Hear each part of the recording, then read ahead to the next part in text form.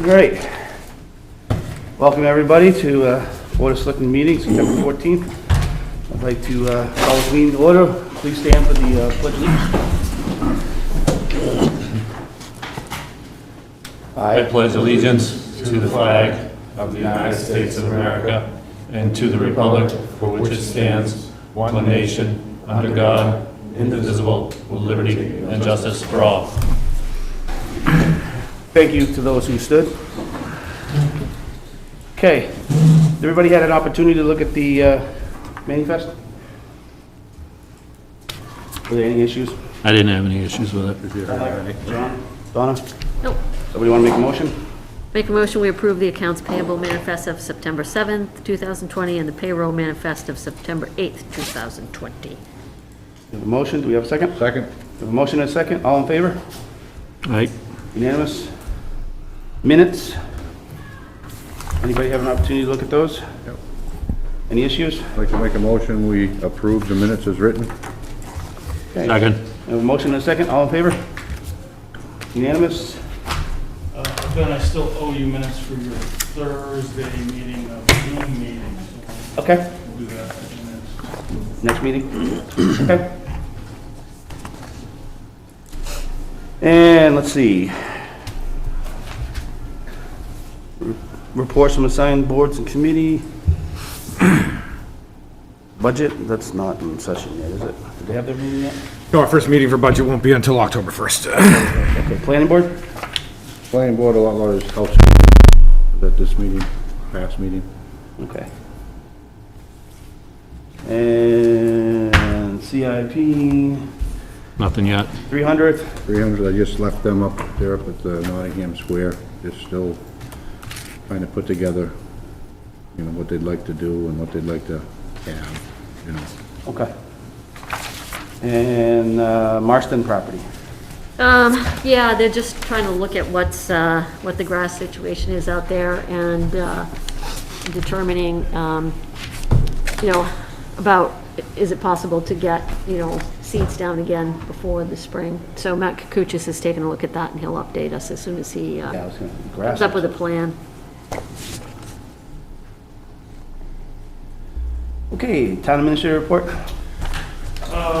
In the, one of those red folders, I think it's the one, that one there, a couple things around tax rate setting. One is the revised estimated revenue reports. In September, we revised our revenue estimates to use for tax rate setting. We just finished that today, and we're gonna estimate that coming in essentially right on budget. We've been talking since mid-March about revenues coming in short, and that has been brightening since, and I think we're about 5,000 off on that. It hasn't been reviewed by DRA yet, but there's nothing really outrageous in there, so. The revenue picture's looking, it's perfect, it's right where we want it to be. Good news there as we get to tax rate setting. The second, that in the, I emailed you these at the end of the day today, that's the 434 form. The second one is the 535 form, which is a look back at last year's actuals. We're coming out of our audit, and the auditor prepares that. It's a report of what we actually spent money on in 2019. So I'm going to ask you to sign that. If you want to, since you just got it, if you want to look at it this week and come into the office and sign it later in the week, that's fine. Again, no surprises there. That does not affect tax rate setting for this year. That's just a part of the checking process that DRA uses on us looking back. So the last major piece on the town tax rate is the MS1, the total total assessment of the town. We have a preliminary number from Avatar on that as we came into the meetings with residents last week. We'll have a final number on that probably the end of this week, so we'll know, you know, we know the tax burden, now we just need to know how to divide it up. Yep. And that's what the MS1 will tell us. We'll have that for you probably at the end of the week. Okay. So overall, on the town side, it's looking looking pretty good. Can't have surprises in appropriations, and we're gonna be right on with budget, so we're gonna be about where we expect it to be. And you'll be in a position as we go to tax rate setting to look at using fund balance if you want to, or end up right pretty much where we told town meeting we'd be. You'll be in a position to be able to do that. It's probably gonna be October by the time we get there. Okay. We don't know hard numbers on the school yet, or the county. County's not gonna change dramatically. The school tax burden's gonna jump. We can see that already with the preliminary numbers we have, but we don't know how much, so that's pretty much everything we know there. The reconstruction and paving around Nottingham Lake is underway. Looks good today. It's been graded, and paving starts tomorrow. That's Swan Drive, Fort Hill Road, Robin Hood Lane, Nottingham Lane, both sides of Nottingham Lake. That'll all be done probably the end of the week. Looks good. That was far and away our worst asphalt in town for years. Is that why it was grounded up on Fort? Yeah, last week it was ground up and regraded. They made a couple modifications to the path not the path, but the grade, the slope of the road to try and improve some drainage situations, particularly on the Fort Hill side. But it was pretty rough. Okay. Gonna be a lot nicer. And then lastly, the advertisements for the chief of police position have been are starting to be published. They're going to a few different places, but they are public now. And you will be hearing from MRI. Sean Kelly at MRI may have reached out to you already. He reached out to me, yeah. That step is the individual one-on-one conversations with you about, what are you looking for in a chief? The first of those discussions, but Yep. I talked with him. because you've been through it already. Yeah, yep. Just for context, he used to be the police chief in Ware, New Hampshire. So he's not just a, consultant with an opinion. Yep. He's an experienced chief. That's awesome. That's all I have for you. Okay. Action items review from last meeting. With the NH stuff in, right? Yeah, I think it was just the stuff that we put on the agenda tonight. Yeah. Okay. All right. So there's no assessing tonight, or, yeah. General business. What time is it? All right, we got time. The NHMA policy process.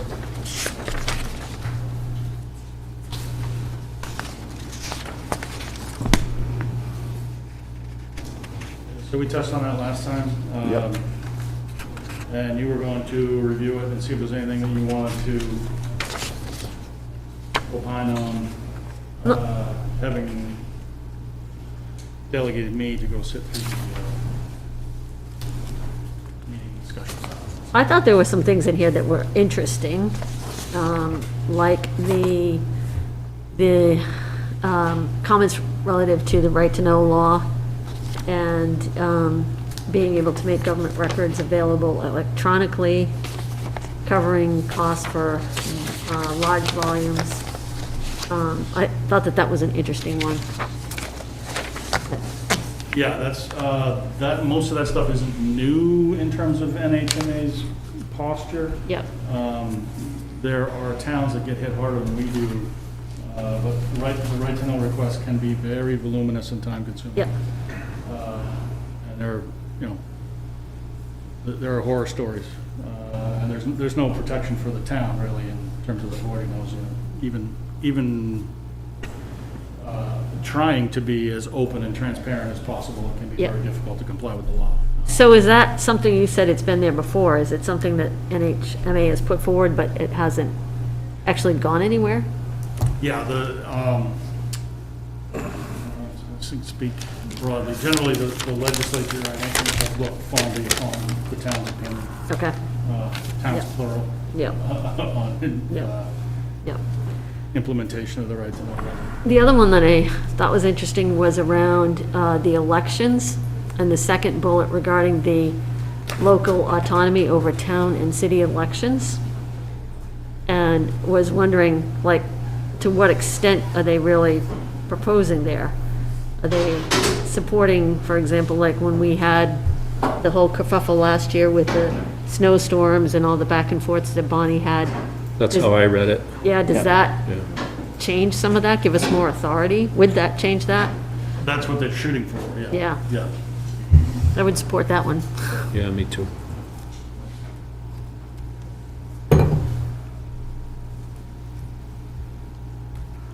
Anybody else? Oh, I had one more. Under state aid and non-property tax revenues, the third, fourth, fifth budget, they support reimbursement for the state for the cost of municipal services provided to state-owned properties. Would that impact us? It's a nice theory. That's a nice theory. Yeah. It would help us out with some of the park stuff, right? Yeah.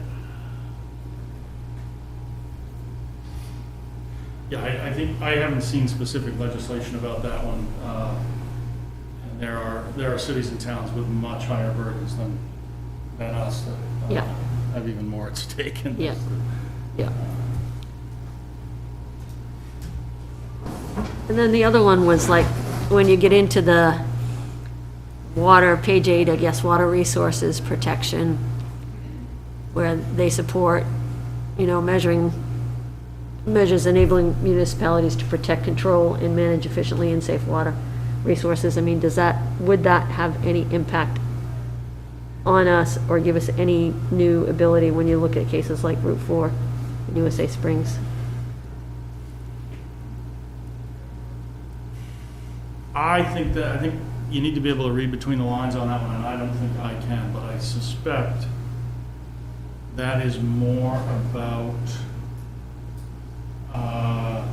the things like communities putting wastewater into Great Bay. And the Okay, MS4 communities around stormwater. yeah, MS4 is a regulatory regime that impacts communities with stormwater control, closed systems for stormwater control.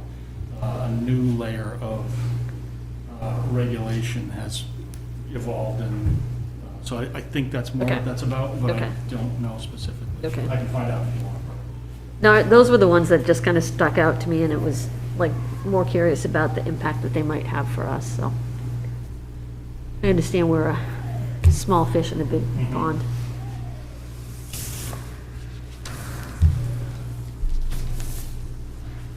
Did you find anything that you didn't want to support? There's very little in here that's really specific, so it's, Nothing popped out in my mind. How about you guys? Me neither. And as I read it, I found, just like you were saying, there's the way it looks at face value and then what it really means between the lines. And without that context, all you can do is look at it and say, yeah, okay, sounds good, but No, there was nothing that jumped out at me that wouldn't want to support. This is where it came out though about the police and fire retirement as well though, right? In this document. well, this will, NHMA will continue to beat the drum for the state to go back to paying for anything regarding police, fire, and school teacher Yep. retirements. That is a bigger budgetary impact for most towns than anything else the state does in the short term. Yeah. But the numbers are so big that it's really a state budget question.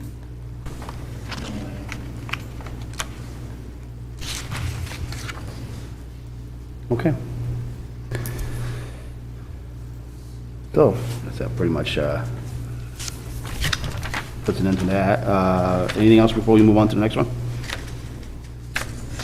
Okay, Route 4 property. So, we left off with this, May, maybe was the last time we talked about it. Yeah, And right as we were talking about it, the governor said, full stop on anything regarding foreclosures, tax deeding, any of those procedures and processes have to come to a halt. And we've come out from under that order, so we can go back to moving on this if we want to. I sent you a kind of a recap of what we had talked about back then, because it's months ago now, and I've forgotten where we left off. The topics, the questions we were talking about back then were mainly, do you want to do anything around encumbering the property with restrictions before you let go of ownership of it? Do you know, the topic that has been talked about most consistently is restricting water use in some way, shape, or form. The legal implications of that, and the legal implications of reducing the value of the property before you sell it. Does that ring a bell? yep. And how do you, if you do want to go forward with restricting the property somehow, what can you do to minimize your risk around those things? That's all kind of one family of questions. Then the second family is how do you want to go about disposing of it? What sale mechanism do you want to use? Or whatever, presuming sale, but Yep. how do you want to? Chris, just remind everyone, particularly those who are at home, it's 168 acres, is that correct? Yeah. All right, so in that 168, not all of it's zoned commercial, right? Everything along Route 4, 1,000 feet back from Route 4 is commercial industrial. Everything beyond 1,000 feet is our regular residential agricultural zoning. Okay. That change was made 2 town meetings ago, I think. So that's relatively new around the entirety of Route 4. So that's how it's zoned. Okay. And would we be looking to, I don't know how the rest of the board members feel, but would we be looking to retain ownership of the land on which the cell tower sits on? Or is it we gonna? That's another open question. That is an island within the property. With a right of way? And yes, with an access provided. That is a question you'll have to answer. Do you sell the land under the tower and the lease revenue that comes with it, or do you retain that?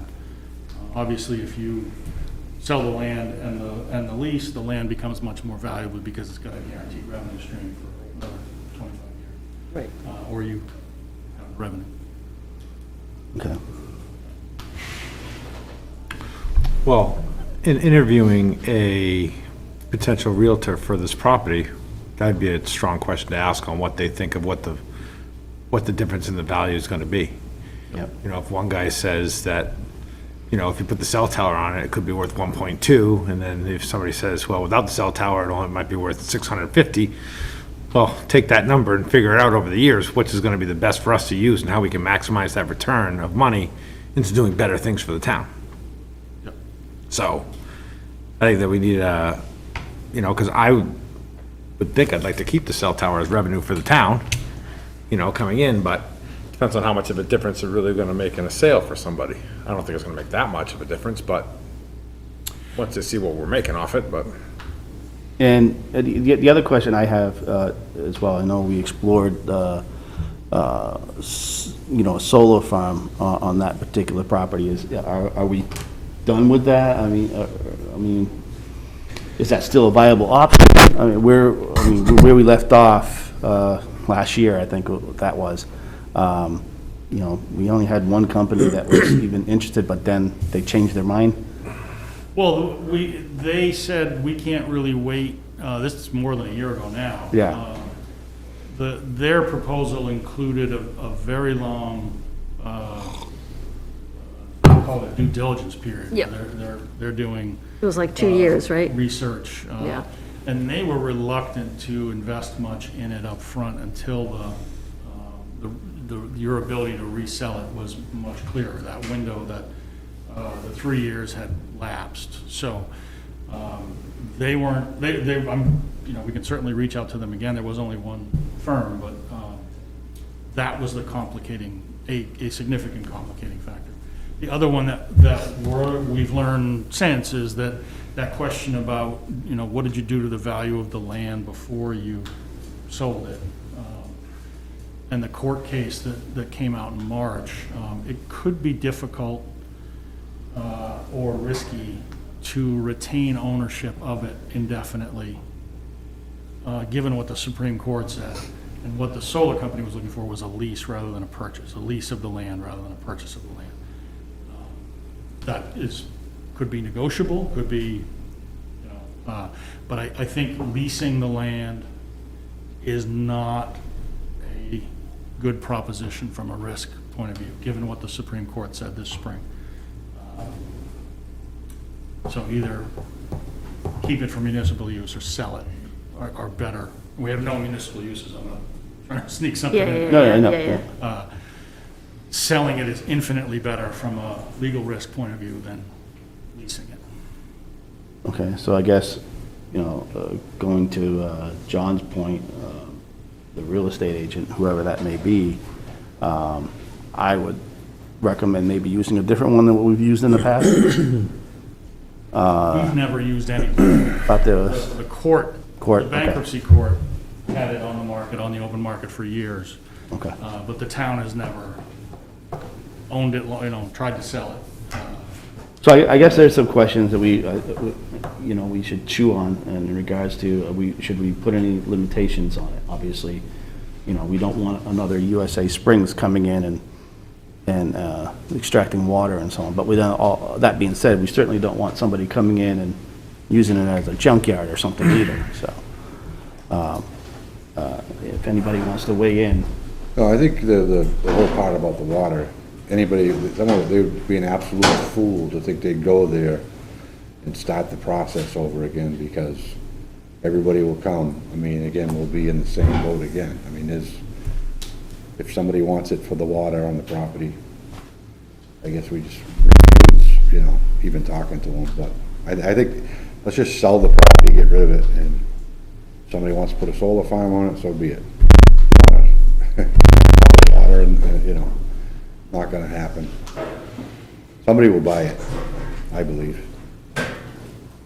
So I think part of the question about, putting restrictions on it, which is, could impact the value of the property. The thing that we talked about back in May was, are the zoning laws sufficient to protect us from anything like that again? And there was some people who expressed the opinion that they didn't think that we should rely on that. But I don't know, do you have an opinion on that? Or how can we get them more informed? We can try to find somebody to ask that question too.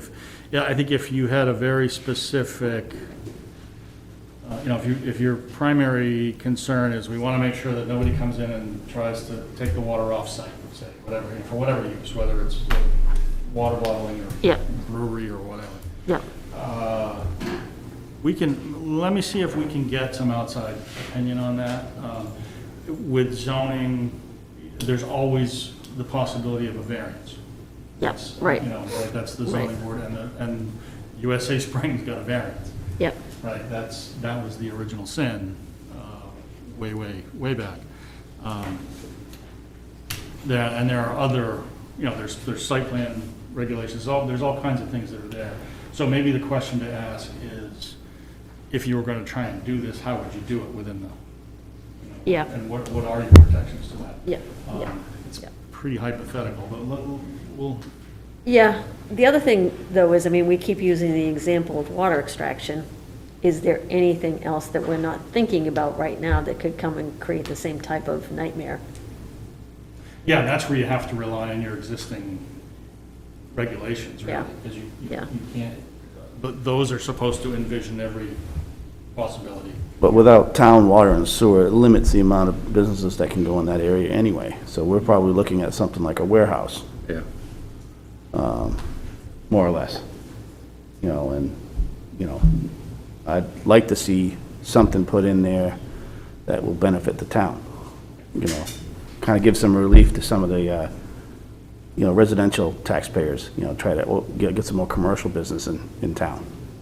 You know, I'd be in favor of trying to solicit maybe Amazon or something of that nature to come in and have a distribution center set up. They don't require a lot of water and sewer, so. No, they require a gigantic handout from the town for their Yeah, exactly. saying that, hey, I want to do I this. didn't say it was a want to do this," definite, and so- I'm just exploring No, options, you know. I'm with you. That's just put- You know, again, I think as a board, we should do our due diligence to ensure that, you know, we do this right and, you know, get a good business partner, so to speak, to come in and, you know, help the residents with the tax burden, help them with the tax burden. You're gonna have a hard time steering what happens there here.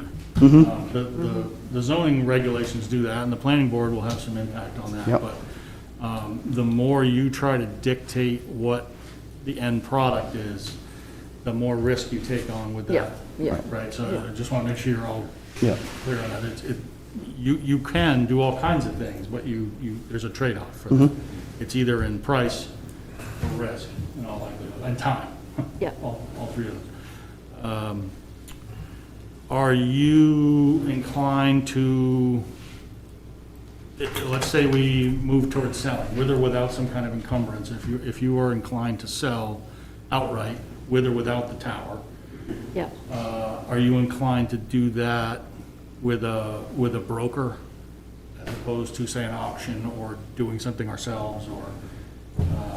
I think we should go with the broker first, just to see where that goes. Yeah. But again, you know, if we don't see any significant actions in a fairly short amount of time, this isn't something that we should have out there with the broker for a year or two, wasting our time.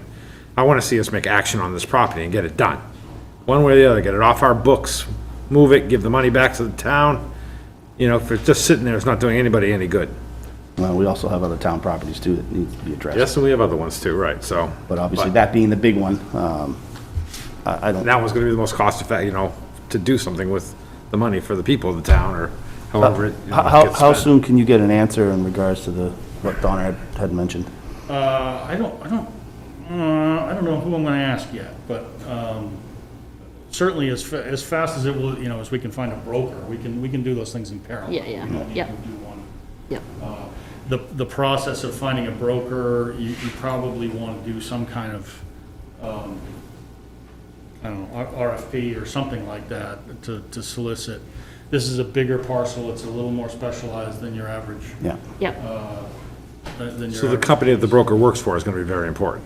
Pardon? The company the broker works for is gonna be very important. Right, so I think you're gonna want a little bit of structure to finding that firm, whoever Agree. that is, right? Yep, agree. So we could, I think the best way to do that is probably just solicit proposals from the bigger commercial real estate firms and see what you get. So why don't we go ahead and do that?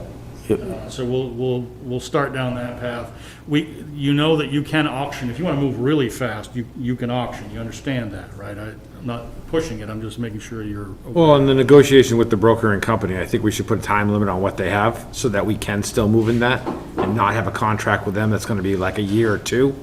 But, you know, I'd like to see. with fair time, but, you know, because we gotta give them time to do it. It's a big piece of property, and it's expensive, and, you know, you gotta find that right buyer. But, again, to delay it off, I don't put the fact of putting it out to an auction, you know, as the best option for us, but it is a way to move to move it, you know, but I'd rather take the way that's gonna get us the most money. So should we put a timetable on? Is that fair? Like 6 months and then we go into auction? Or should we wait to see what a broker would say, you know, how they would market Yeah, it? I think we could structure an RFP to say, hey, we're looking for a short-term arrangement, make us an offer. and Yep. How would you market this property? What are your skills? All right. When are you gonna tell us what you think it's worth? Yep. You know, I think we're all in agreement that we'd like to see this back on the tax map fairly soon and not 3 years down the road. Hey, Chris, we talked about having an appraisal done. Yep. Did we do that, or where did we We land with that? did one in 2017. Yeah, Which is now okay. kind of stale. We did that before the cell tower lease was renegotiated at a much higher value, right? Okay. So it's really out of date in that sense. The appraisal would be one of those things you could use to say, well, we didn't affect the value very much, That's why I was wondering. right? Yeah, That's about a $3,000 proposition with the appraiser that you used last time. You could also, and the primary reason for doing that would be for that risk calculation that you have to Yep. think about. Yep. This is how we're impacting the value of the property. right. There's not much value in getting an appraisal just to see what you think you can get for it, because you're determined to sell it anyway. Yep. And a broker can give you some, you're Yeah. gonna have a conversation with a good broker about what it's worth. That's probably worth as much to you as a formal appraisal, right? So, appraisal is more a part of the risk calculation, more Yep. so than the marketing and the sale. Yeah, that's why I So- was asking about it. Would the rest of the board members feel comfortable for going on appraisal and just go with what a broker would value it at? Well, if their goal is to get as much money as possible, because they're getting paid on it, No, so. I get that, but, Tony? Yeah, at this point, I would agree with that. That's fine. I mean, I wish we could have pursued the other development plans we had for it, but if that puts us at higher risk, it's, Well, Tyler? not worth it. Yeah, I mean, I just wanna get rid of it, and I think there's gonna be a lot of people that may have been interested before, knew the history of it, knew what was going on, so they backed off. I mean, there's a sign out there, and you might have people. Yeah, it'll generate some interest, yeah. Donna, you're, Well, I mean, I would want to consider the appraisal for their risk calculation. That's certainly not for how much we can get for it, but just because that devaluing the property is one thing that nags at the back of my head, so. what is it worth spending $3,000 for? At a time where property values and taxes are going up in town. In my mind, yes, because, what's his name? Blanked it out. Could come back and Gotcha. make a claim against us that could end up costing more in lawyers. Small chance, but stranger things have happened in that case. Well, his window's closed, hasn't it? No, not in that, no, that's one of the things that Supreme Court case kind of opened up. in that, Right. If you were to drastically reduce the value and then sell it, you could conceivably cost the prior owner some money. Okay, so, all right, why don't we make a decision tonight in regards to an appraisal going forward? No.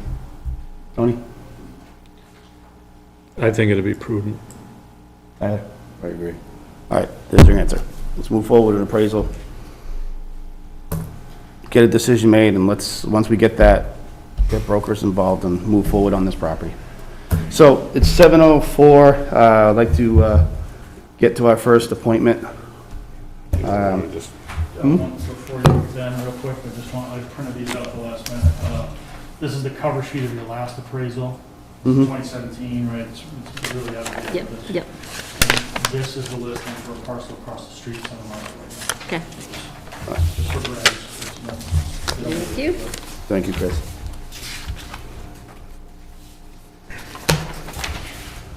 All right, well,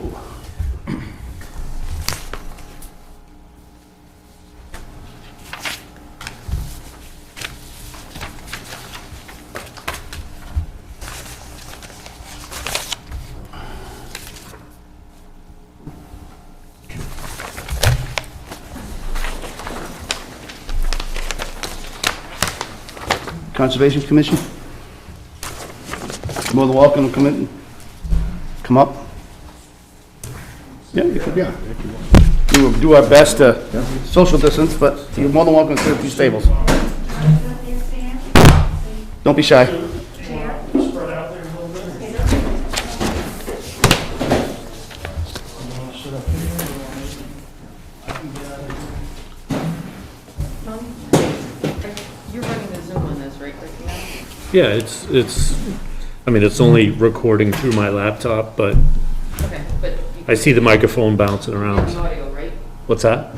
The audio is being transmitted from yours. Out to the, yeah, people watching the meeting through Zoom, yeah, yeah. Okay.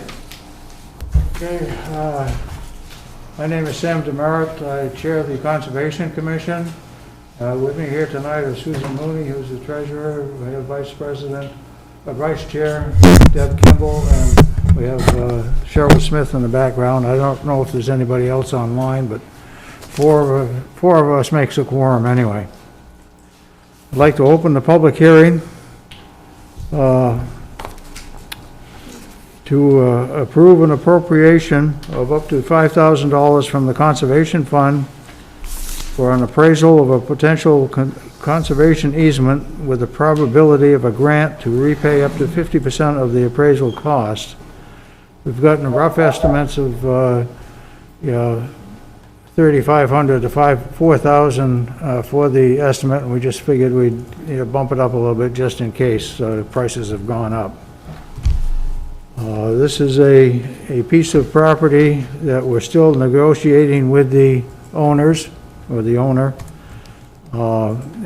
It could potentially end up in the Four Generals Greenway, which was approved by the town back a number of years ago. I don't remember the exact date now.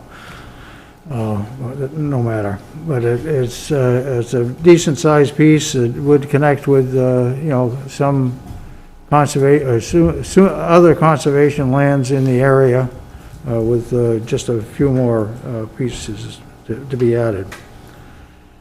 Shall I jump in, Sam? Yeah, go ahead. I'm Susan Mooney.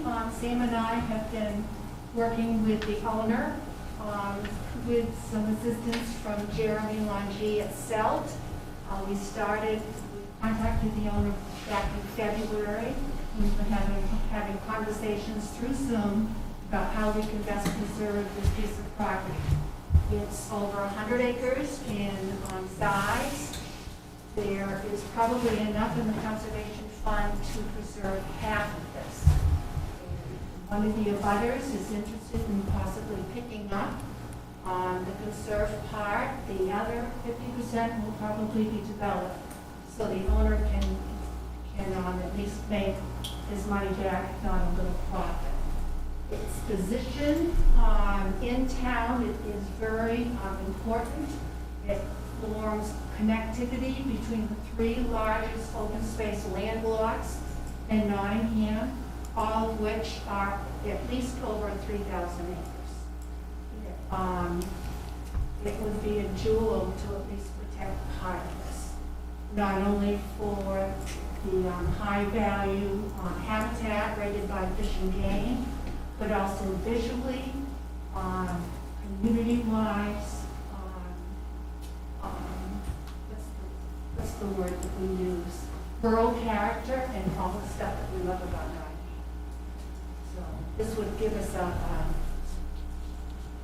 important step to move forward to this appraisal. Does the Board of Selectmen have any questions that they would like to have us try to answer at this point? Knowing that we can't divulge the name of the owner at this point because we're still in negotiations, or the exact location of the parcel. Can you talk the board through what the next steps might be and what? Well, we've got to continue the negotiations with the owner to find out just what they're looking for and what we could possibly do to get at least an easement on part or most of the land or whatever. But, at this point, I haven't heard back from the fellow at Southeast Land Trust or the owner as to where they were looking at this point. We've communicated to the owner what the capacity is that we could assist with for the purchase of the conservation easement. There is not enough funds in the conservation fund to protect all of it. So their next step would be to find a developer engineer to design the property so we get a corridor for wildlife that can walk through. And then also possibly have an open space subdivision to the side, allowing the fellow to make money on the subdivision, but also getting reimbursed for the loss of value on the open space. And really, the next step is to pursue this, the possibility of matching grant to get the appraisal done, not have to pay the full appraisal cost. And then to go from there, and I'm sure that Southeast Land Trust will also look to see if there are other options in terms of matches or potential programs that this parcel would fit into in terms of its value for wildlife habitat. So Sue, when you say you've talked with the owner about potentially the support that could come from the conservation fund and that there's Yes. not enough money to cover the whole thing? Yes, that needs to be stated, put on the table. So does that mean that that would wipe out whatever we have in the conservation fund? Probably not completely, but certainly we have had a project in the past, in the recent past, that we had dedicated monies for, the Longhorn Farm up on 152, and that fell through, that project fell through. So this is not much in excess of that. So, I mean, this is where every time we have these conversations, it's like, where's that spreadsheet that shows the pipeline and the things, or are you saying that there's nothing else in the pipeline? Well, the other ones are just very quiet at the moment. Nobody. Nothing concrete or, nothing really developed. There's a couple other parcels that we've been looking at that would also provide some of this conductivity, but nothing substantial has come out of that at this point. So you'd be placing your bets on this one? To begin with, yes. This is the one that's active, these people want to move ahead, and we need to accommodate. Yeah, a couple of the others were just, inquiries or something that the Conservation Commission said this would be a good parcel of land, but the others where we've had some initial inquiries, there hasn't been any follow-up inquiries from those. So, those aren't something that we'd even put on the spreadsheet. And as Sue said, the other one with the Longhorn Farm in 152, that had advanced pretty far, but due to the owner's health, that fell through. So you've been doing this for a while. How confident you feel like you're gonna be able to make a deal and get it done? If we can. I don't mean to put you on the spot, but No, that's all right. If we can come up with some sort of, Compromise plan. yeah, I would say potpourri of we can do this here and still save this here for the wildlife and the corner. This is also part of the bigger picture that Nature Conservancy, SELT, New Hampshire Fish and Game, they have a vision of connecting the parts of this region inland to the coast. Seacoast. And to the seacoast. Right. And their vision includes Epping and Raymond. And we own, by conservation easement, some of those lands that connect into Epping and Raymond. so how many acres total you looking at this will be conserving? It's over 100. We're looking at possibly 50.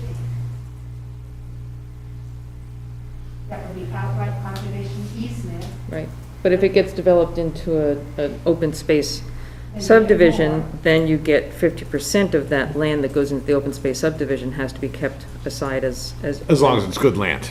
open space, right, yeah, it Yeah. can't be the lowest, wettest, Exactly. Good agricultural soils. Yeah. Upland. And the butter is interested in picking it up, so it would still stay on the tax rolls. How many acres do we have in conservation? Totally, I don't know.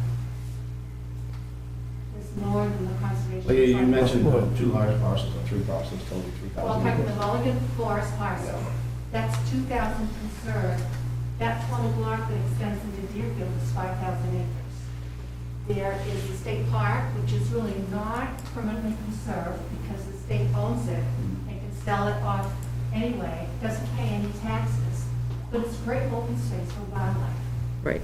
So the state doesn't pay any taxes to Nottingham, whereas, No, I understand that. I guess my question is, we've got a large number of acres under conservation. How much more do we need? Well, E.O. Wilson said we should say 50%. Okay, but at some point, housing developments are coming in, tax burden on the houses that are here are going to continue to go up without any new developments or services to provide. Eventually, we're going to run out of land because we'll be all into conservation, and people that are living here all their lives are going to get forced out because the taxes are going to be too high. well, I mean, we've already shown you that, the data that when you look at per tax dollar that you put in, conservation costs you less. It's less than half of what it costs you to have a developed parcel. It doesn't use many services, it doesn't use school services, minimal fire and police. So conserved land stays on the tax rolls. I understand that, but it's not generating. It's not using taxes. Every new house requires more in services than they pay in taxes. Studies have shown that. Year after year. In New Hampshire as well as nationwide. The studies have consistently shown that you almost double the cost of that acre of land once it's developed, and you have a house on it and it requires services. We have a Than few, they pay for. we have a few developments in town right now that are operating like this, I believe, right? With this conservation land with them. I'm just presuming, that's Yeah. just a guess, but Up Shannon Estates. which land they're talking about. Mitchell, off of Mitchell Road. Yep. All out behind my house is all conservation land, so. But they you still have the same number of people, and they Right, still I require mean, services. my thing is that fire. the people that live at Shannon Drive, they like that, because they know there won't be any houses built behind them. I mean, It actually increases the value Yeah, of those houses yeah. to have that conserved land Yep. within that development. I agree. It's the same way, I think. But also, Mr. Barker, we have to consider that every home in Nottingham has their own well. And open space really provides recharge for our water systems, and they're all connected, whether it's a lake, a stream, or it's an aquifer. Okay. So we need to be mindful of that. Sorry, my teacher hat.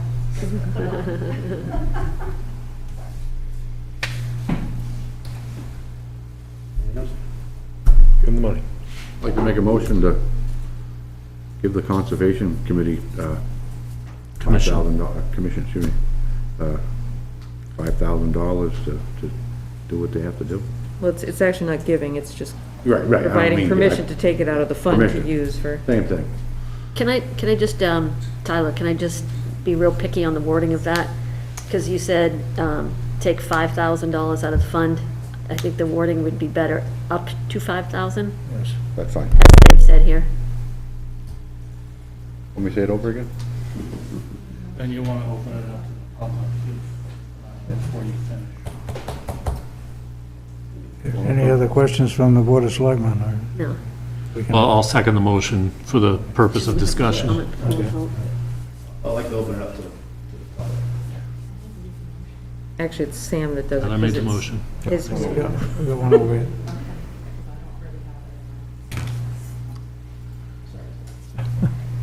No discussion? Are you getting questions? No, I have a question about the motion. Okay.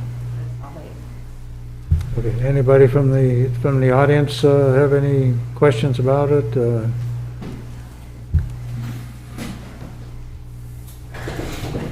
Hi, Thomas McKevich, 2 Washington Lane. That's not really what I came here to speak about tonight, but I'll just throw some comments out there. Nottingham's about 30% conserved already, so it's not a critical thing that we add more space to that. I think it's a great idea to conserve land. I would encourage you to see if maybe we can raise enough money privately that we can just buy the entire 100-acre parcel and put the entire thing into conservation, and not have any development on it. I would be willing to contribute to that if you open a fundraiser for it.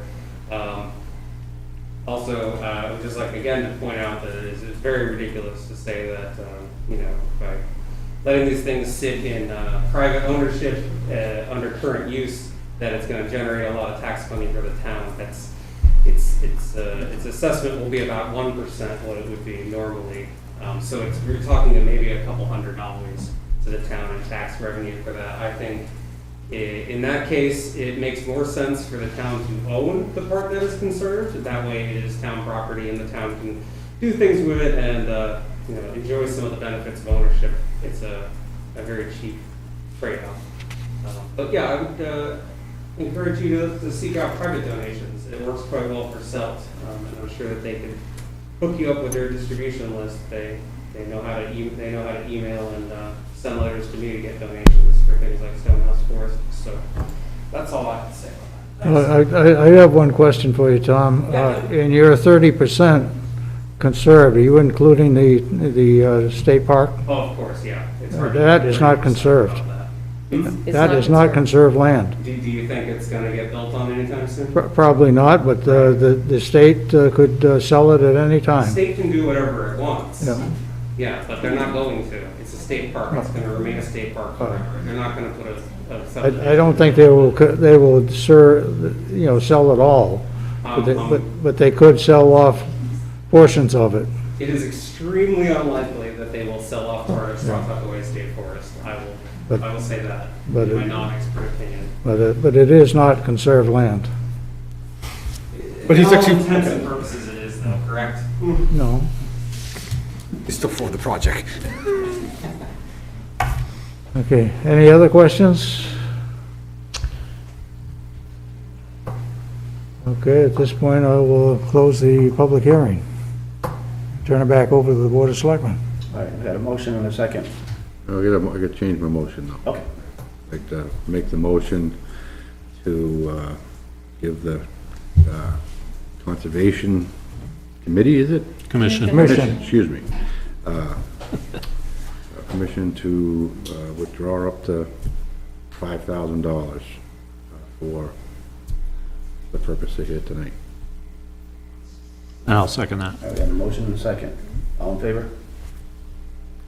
Unanimous? Okay. I'd like to make a couple announcements at this point. In another hat, I am a hunter ed instructor, and I want to alert people that archery season for deer and turkey open tomorrow morning, a half hour before sunrise, and that continues through December 15th. The muzzle loading season will be opening on October 31st and run for 11 days before the opening of the regular firearm season on November 11th. Thank you. And the youth weekend is Halloween weekend. Youth weekend is the weekend before muzzleloader. Oh, okay. So just be aware if you're out in the woods to wear your blaze colors and not camouflage. I don't have any use in my household, so. Okay. Well, thank you. All right, thank you. So Sam, I guess that closes this portion, the Conservation Commission portion of this meeting, so. Okay, this portion, the Conservation Commission is going to adjourn and continue our regular meeting in another room We think. in about 5 minutes. Thank you for coming. Thank you. Okay, thank you for having us. I just made you co-host as you are logged in right now. So stay in the meeting. Yeah. And just let it continue. And you're gonna log out. And I'm gonna sign out. Gotcha. Yeah.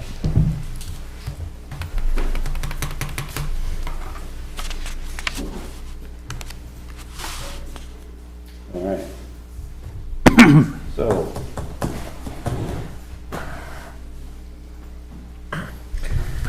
Talk about concerns regarding state rep. I'd like to talk amongst the board, what the general feeling is. I mean, you've all heard it. You've got the notes, statements that he's made.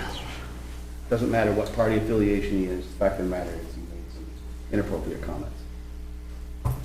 And I'd like everybody on the board to weigh in on how we should address, should we follow what Deerfield did, should we not?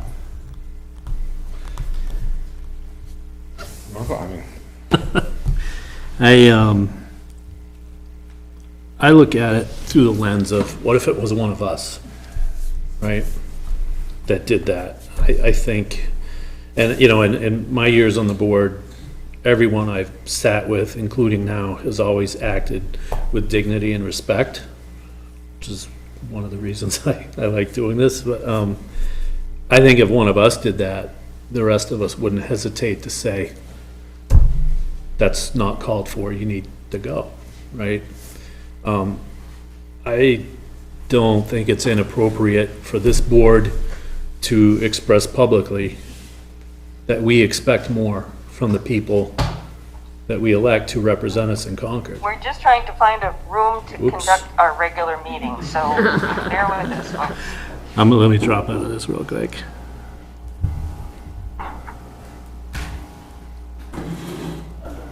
You guys take all the time you need. You're the ones who are. There we go. All right. Yeah, so, you know, we're the elected executive body for this town. We speak for the town. That's one of our functions, right? I think, you know, I mean, I don't necessarily think that we should, you know, copy or model our statement after Deerfield's per se, but I think it would be appropriate for us to put out some kind of statement that we expect more from anybody that this district elects to represent us, regardless of party, regardless of any affiliation or personal beliefs, you know, whether the fellow is joking or not. You know, that he's in a position of authority, a position of influence, a position of leadership as our representative. He should have enough personal and political savvy to know that you don't make remarks like that would, you know, segregate and alienate a significant chunk of the people you represent. You know, and honestly, I think he should not only resign, but he should drop out of the race for the upcoming election. That's just my feeling on it. Tyler?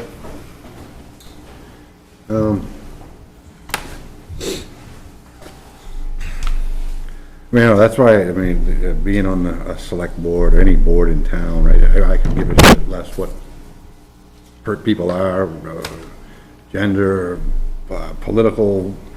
That's what I like. We do what's best, we try to do what's best for our town. And I wish these people would do the same, because this guy's representing 3 communities.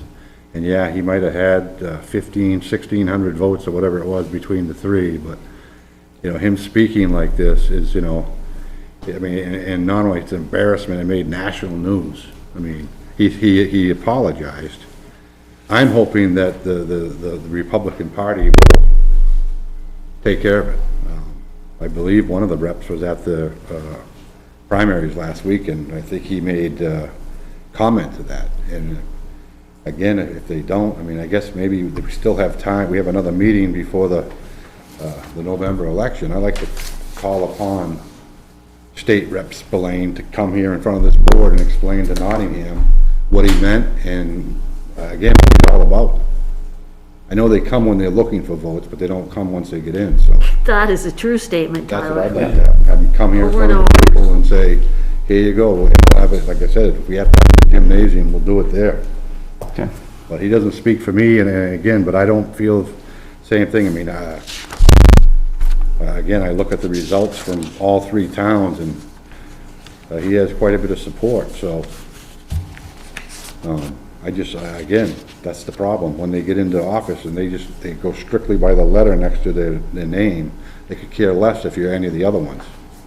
They won, just stay out of their way. So this is what we're gonna need to hold them accountable. Have them come in front of us. And explain to the Nottingham residents what he meant by his statement. John? You know, as on election day, I was ignorant of this whole conversation. I didn't even know what was going on. So I don't think this vote thing that we got here with all the votes means any detail. You know, I condone his actions. I don't think they were right. I don't think somebody in that position, me being in this position, I don't think I'd ever even put myself in that situation that he put himself in. And I think it's unbecoming of the position that he's been elected to, for him to do it. Do I think we should ask him to resign? No. I think we should, everybody should get out there and do what their civic duty is on November 3rd and vote his ass out if they want him out. And leave it to the voters. Make it known what he said, make it whoever, how you're gonna work it, however you wanna deal with it. He's not getting my vote, but, you know, that's up to the people to decide. He does have a right to speak his mind, even though it's not the right thing to say, and, you know, hopefully those words will go against him come November 3rd, but, you know, I mean, we can make a statement saying we don't think he did his right, but again, I don't know what bearing that's really gonna have on the overall big picture of everything. You know, of what we stated. I mean, we can state publicly right here, which goes into the record, which is gonna go on the forum and everything like this. I condone the actions of James Spillett and what he said on Facebook about Black Lives Matters. There it is. That's my statement to everybody, you know? If you don't like him, vote him out on November 3rd. If you like him, vote him in. Make your choice. Donna? Yeah, I mean, I agree with John, in terms of it's up to the people who elected him to make their choices. I don't think it would be necessary for us to send a letter that says we demand your resignation. I would support, you know, a statement from the board that says something to the effect that we don't condone your behaviors, we don't think it's reflective of what the people of our town Doesn't expect. represent us, right? So, I mean, if we feel that there's a need to do something like that, I can support that, but I think we should stop short of calling for resignation. Okay. Well, I guess there's a little bit of insight on this that I've come to know is that this isn't the first time he embarrassed his supporters. However, this time it did make it to national news, and it just seems like kind of puts a black eye on New Hampshire and the three communities that he represents. You know, he did draw a lot of support during the primary. His own town didn't even, which I believe he resides in Candia, is that correct? Deerfield. He always does? Yeah, okay, so I'll retract that statement. Deerfield did put up a statement, but Candia hasn't. I don't feel comfortable sending up a letter asking for his resignation. I believe we should leave it up to the voters to decide. I mean, this is what voting is all about. If you don't like a candidate, you have a choice. You know, I would support a letter saying we do not agree with the message he's sending out, but asking for his resignation, as Donna pointed out, and John, I would stop short of that. Let the voters decide. And I would just leave it at that. As far as asking him to come before the board, I mean, the damage is already done. To be honest with you, you know, this statement that he made on Facebook is what, couple months old now? And it seems like this is just a political stunt just before the primaries to, you know, tear down a cat. Now, granted, he did apologize and all that, but, you know, demanding or saying that it's open house on houses that have a certain signage in front of their property is not the New Hampshire way. It does not represent Nottingham, Deerfield, or Candia. That being said, I don't know inviting him in front of the board would do much. You asking our opinion if we should have him or ask him? What is your thought? Nope. I I don't agree. think there's a need to. I mean, what's he gonna do? Apologize to us like he did everybody else? Right, so- It's a mute so point. We're it's a- killing something over here that should just So- be put to bed and gone.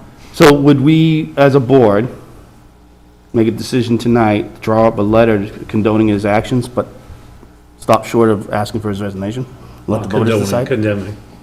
Condoning is supporting his I mean, act. condemned, I'm Yeah, sorry, condemned. Yeah, Long day, sorry, We folks. get those words right. yeah, I mean, I can get behind that. I mean, if we're not gonna ask him to resign, I mean, you know, I understand that is a significant action. I mean, I can back that, but at the very least, I would be content with a statement from the board saying that we don't support his behavior and we expect more. you From know, our elected officials. From our elected officials. You know, You good with that, Tyler?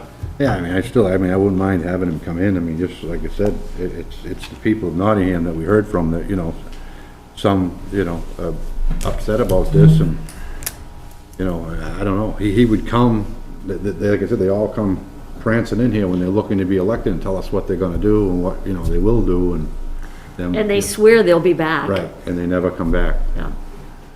Again, it's, but that's my opinion. I'm gonna go with whatever you guys say. I mean, again, Tony, what would you say about having them come to the board? I already know what John and Donna's thoughts are. Well, we might as well have Hal get up here. We'll get to them. So, on one hand, yeah, John and Donna are right. I mean, we could have him sit there and he's gonna give us his canned statements or, whatever he's prepared to try to placate us. But on the other hand, when you're in a leadership position, you are responsible and accountable to the people who elected you. And if you don't put somebody in the hot seat, right, who is in that position, if you're not holding your elected reps accountable, then you're choosing to just accept any and all behaviors. And that's the Unifield code. So on the flip side, there's that, making him face accountability to the communities that he represents for this. So, I see both sides of it. I wouldn't be opposed to it, although, like, at the end of the day, what is gonna come out of it, it won't help us or hurt us either way. But it might provide a forum for people that wanna come and hear him. Can I ask just one question out there? I don't see Alan here, our other rep, or is Kevin here? No. Have they made any statements about this in condoning James's actions and verbalness, of what he wrote? I mean, they are also our representatives too. It's my So understanding. they should be at least, if we're gonna go with him,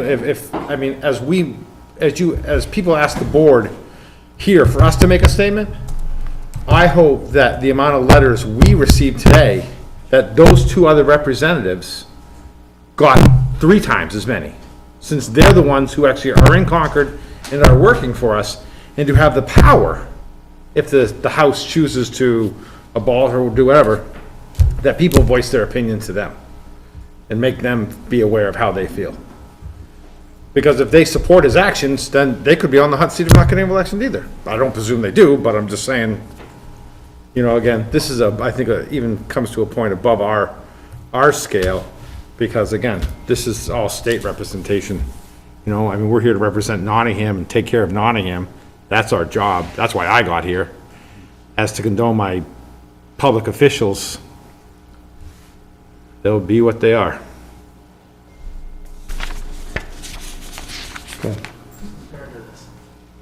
Who's the board president or selectman board president?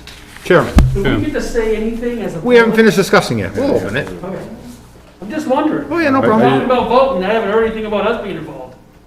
Well, we haven't- I look at it as, Rockingham District 2, right? We have 3 reps. They're basically above us playing our same role. And I don't understand, I don't care what party you're with and who voted you in and who voted against you. Once it's all over, you're supposed to support everybody and try to help them all out.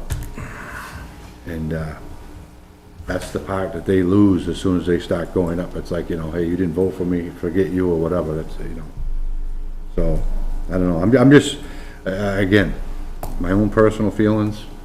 I know what I'll do November 3rd, but, again, I don't understand it, how people like this get elected into office. We have enough hate in this damn world to, Yeah. to be I agree. be voting people in that are full of hatred too. Okay. Any other board members want to add something? The thing that drove it home for me, and I agree, asking for a resignation is pretty significant, but, in this fellow's case, this is not the first incident. The whole thing was shooting squirrels and posting the pictures. If a child did that, you would refer them to psychiatric help, because they say kids that torture animals end up becoming serial killers. You know what I mean? So, between that and, the criminal convictions and, assault on family members, enough is enough already. That, to me, you know, the guy needs to go, but Okay. If there's no other input from the board, I will open it briefly to the public. However, I want to keep it civil and to the point and not repeat, otherwise we'll be here all night. Can I make one statement to that? Please, when you come here, make your comment like directing towards us, like what you think we should do, and not as a complaining factor. I mean, if you support them or not, that's fine. Or if you don't, that's good too, whatever. But if you're gonna come up to us, at least ask us what direction you think we should take. That's really what this open public is gonna be about. And be sure to, just as a reminder, when you come up to the podium, just state your name and address for the record. So, is there anybody who'd like to go? Go ahead, sir. My name's Jim Frazier, and I live on 14 Patriots Lane, here in Nottingham. Welcome. I served 26 years in the military, protecting this country, protecting this state, and now protecting this town. I have heard and listened to many political things the last few years since being on retirement from the military that have totally disgusted me, from everyone, from every party, and from every affiliation. I think as a town of Nottingham, yes, we should condone the fact that if he says something that's outside the norm, we should say, hey, knock it off, you shouldn't be doing that. But politically, the voters need to decide what we want to do with them, period, dot. Okay? And it's got nothing to do with party affiliation, it's got to do with what comes out of your mouth and what actions you take as a person and what kind of ethics you have. And that's all I got to say. Thank you, sir. And thank you for your service. You're welcome. Anybody else?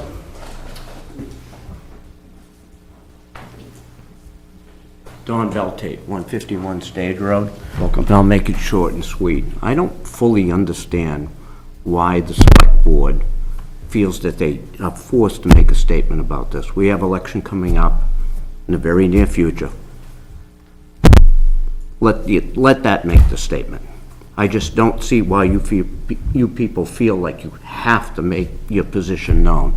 Again, we'll make that at the election booth. That's just my thoughts. Again, everybody has the individual right, and I really don't understand why this is being questioned at this point. Do I agree with his full statement? Absolutely not. No, I don't. Will that temper the way I vote? We'll see. Maybe not. Because I've got to look at more than that. What I have to look is, what was his intent? Was it just mean-spirited? Was it an aberration? I don't know. But again, I think that should be up to the voters. Okay? Thank you very much. Thank you, Don.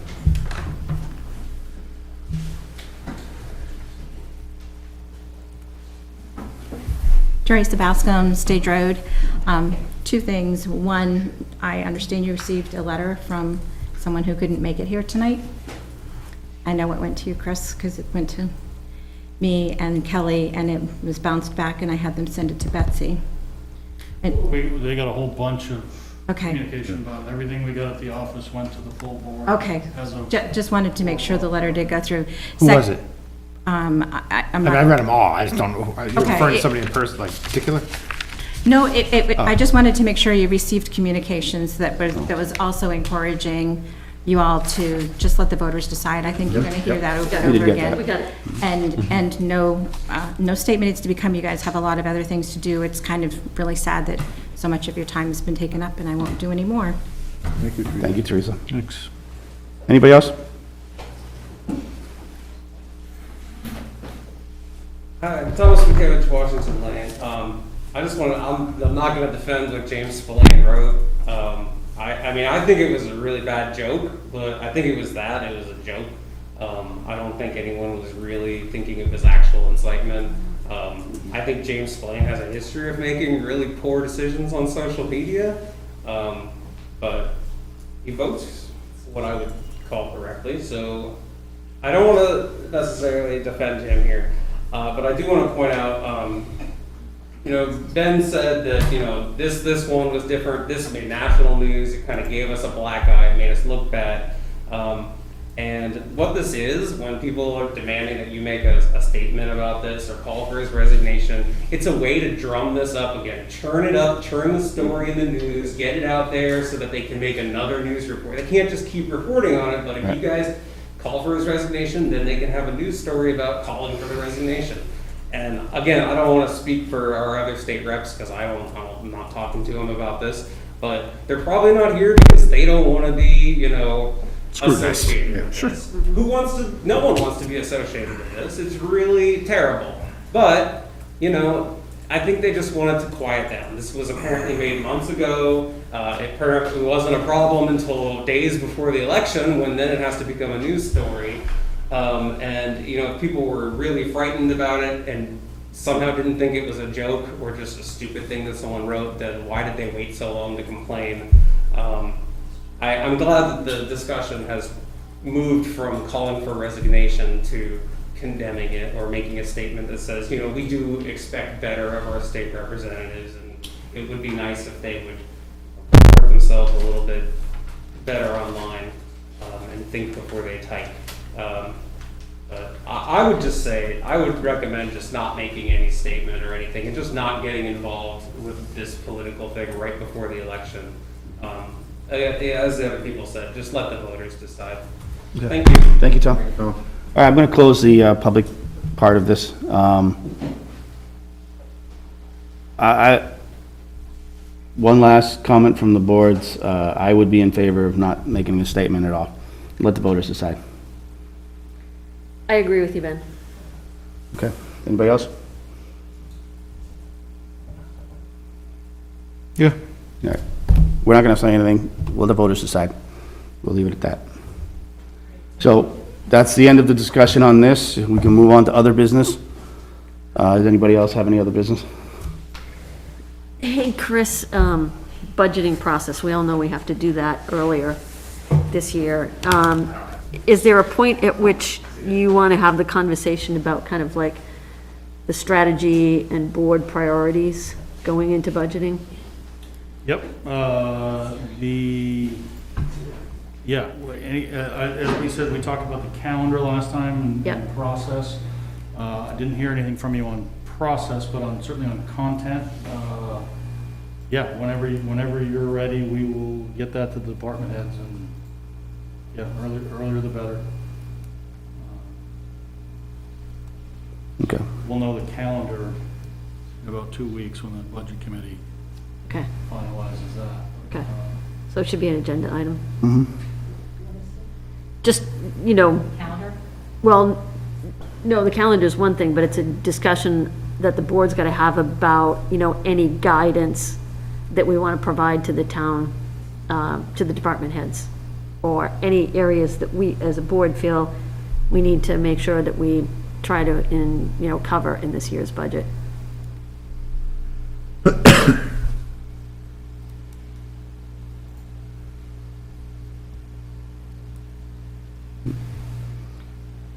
Anything else?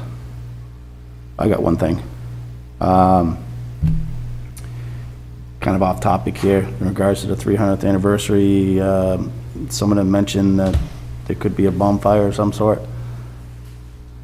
And there could be a bonfire for the 300th. They'd like to have one, yeah. They'd like to have it? Okay, it's my understanding that may have been put on the fire department. And if so, I already had someone come up to me today saying that they have some wood they would donate for it, and where we were gonna have it and all that, and I said, we haven't even got that far yet. But, if we were to have something like that, where would we have it? In the pit, most likely? Are we talking in 2022? Yeah, yeah. Yeah. Still got a couple of years. But that's a little over a year away, it'll be here before you know it. Yeah. I think it's premature for the discussion. But he's willing to donate It is material. a logical place for a big fire, I suppose. There is. I thought they were talking about out back here. Marston. Yeah, The Marston. building, the back of the building. Light up that. Oh, Like dang. in the back row. But hypothetically, again, I know Donna pointed out it is premature, but say we were to have it in the pit, is it safe? But getting cars in, getting cars out. All new to me. Yeah. But I think this is something that we should, this is something that we should be thinking about as we're getting closer to that, because it's my understanding that they do want one, and it's been coming upon the fire department to be responsible for it, and they just want to know where it's at, because I said this one individual has bundles of wood he's willing to donate, and he's willing to dump it in the pit as a preparation. So I think it's up to the committee to come to us with Yeah. their full plan, right? Yeah, they will, Yeah. they're working on it. I mean, Yeah, absolutely. Okay. So in the meantime, have this person hold on to his wood. All right. This is Nottingham with 30-some% of our land in conservation. Just kidding. I'm sure we can find some trees. Yeah. There's a lot of dead wood out there already. If we were ahead of time, you could get the wood now, you got plenty of time to dry it out. Yeah. I've got some trees that need to come down. All right. I'll make a motion, we adjourn. Do we have any non-public? No. Second. All right, we have a motion to adjourn and a second. All in favor? Hey, Aye. Aye. Motion to adjourn. you guys have it.